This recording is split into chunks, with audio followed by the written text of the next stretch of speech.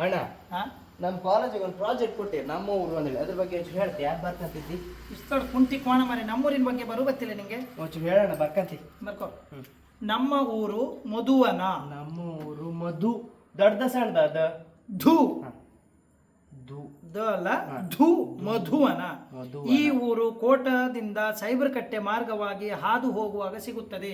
ಕೋಟ ದಡ್ಕನ ಸಣ್ಕನ ಕೋಟ ಖೋ ಅಲ್ಲ ಹ. ಕ ಕ ಅಂತಾರಲ್ಲ ಕೋಟ ದೀರ್ಘ ಇತ್ತು ಕೋ. ಸಿಗುತ್ತದೆ ಇಲ್ಲಿ ಅನೇಕ ದೇವಾಲಯಗಳು ದೈವಸ್ಥಾನಗಳು ಇದ್ದಾವೆ. ದೇವಾಲಯ ದೊಡ್ಡದನ ಸಣ್ಣದನ ದೇವಾಲಯ ದೀರ್ಘ ಇತ್ತು ಹ. ಮಧು ಬರ್ದಲ್ಲ ಅದ ಅಲ್ಲ ಹ. ದೇವಾಲಯ. ದೇವಾಲಯ ಹ. ಸಿಗುತ್ತದೆ ಇಲ್ಲಿ ವಾರ್ಷಿಕ ಗೆಂಡ ಸೇವೆಯು ನಡೆಯುತ್ತದೆ. ಗೆಂಡ ದಡ್ಗನ ಸಣ್ಗನ ಗ ಘ ಅಲ್ಲ ಘೆ ಅಲ್ಲ ಹ. ಗೆಂಡ ಸೇವೆ. ಹ. ನಡೆಯುತ್ತದೆ ಹ.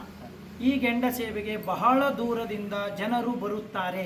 ಬಹಳ ದೊಡ್ಡಬನ ಸಣ್ಣಬನ ನೀನು ಬಜ್ಜದ ಬ ಹಡಿಯಲು ಕನ್ನಡದ ವ್ಯಾಕರಣದಂಗೆ ದಡ್ಡದ ಸಣ್ಣದಂದ್ರೆ ಇತ್ತ. ದಡ್ಡದಂದ್ರೆ ಏನು ಹೆಡ್ಗೆ ಹಾಕಿ ಹೊತ್ಕೊ ಹತ್ತೀಯ ನೀನು? ಹಾಂ, ಸಣ್ಣದಂದ್ರೆ ಏನು ಕಿಚೊಳಗೆ ಹಾಕೊಂಡು ಹತ್ತೀಯನ? ಕನ್ನಡ ವ್ಯಾಕರಣದಾಗ ಇಪ್ಪದು ಇಷ್ಟೇ: ಹ್ರಸ್ವ ಸ್ವರ, ದೀರ್ಘ ಸ್ವರ, ಅಲ್ಪ ಪ್ರಾಣ, ಮಹಾಪ್ರಾಣ. ಅಲ್ದಿರ ಮರೆ ನಿಮ್ಗೆ ಇತ್ಲೇ ಮೊಬೈಲ್ ಒತ್ತಿ ಒತ್ತಿ ಒತ್ತಿ ಅಕ್ಷರ ಜ್ಞಾನ ಅನ್ನೋದು ಒಂದು ಚೂರು ಇಲ್ಲ. ಯಾರಂದ್ರೆ ಹೇಳ್ರಿ ಸೈ ಆ ವರ್ಷಿನ ಅದು ಸೊಡ್ಡನ್ನ ಹೀಗೆ ನೆಗೆಡೋದು, ಅದ್ರ ಹಿಂಗೆ ಕಣ್ಣು ನೀರು ಹನಿ ಅದನ್ನು ಕಳಿಸೋದು, ಪಿಳಕ್ಕಮ್ದು ಮಂಡ ಬೇಗಲು ಒತ್ತದು, ಹಿಂಗಮ್ದು ಅದೆಲ್ಲ ಒಂದು ಹೂಗಿನ ಚೆಂಡು ಕಳಿಸೋದು ಅಲ್ದ. ಹಾಗೆಂದು ಕಳಿಸಿ ಕಳಿಸಿ ಕಳಿಸಿ ನಿಮಗೆ ಅಕ್ಷರ ಜ್ಞಾನವೇ ಇಲ್ಲ. ಒಂಚೂರು ಓದಿ, ಒಂಚೂರು ಬರೀನಿ, ಆಮೇಲೆ ಮೊಬೈಲ್ ಹಿಡ್ಕೊಂಡು ಬರೇ. ಈ ದೇವಾಲಯಗಳಲ್ಲಿ ಅನೇಕ ಪವಾಡಗಳು ನಡೆಯುತ್ತವೆ. ದಡ್ಡಪನ ಸಣ್ಣಬನ ನೀನು ಪಿಂಡದಪ್ಪ, ನೀನು ಮಾಡ್ಲಿಕ್ಕೆ ಬಂದಿದ್ದೀನಿ. ನೀನು ಪ್ರೊಜೆಕ್ಟ ಮತ್ತೆ ಹಾಗೆ ದಡ್ಡದು ಸಣ್ಣದು ದಡ್ಡದು ಸಣ್ಣದು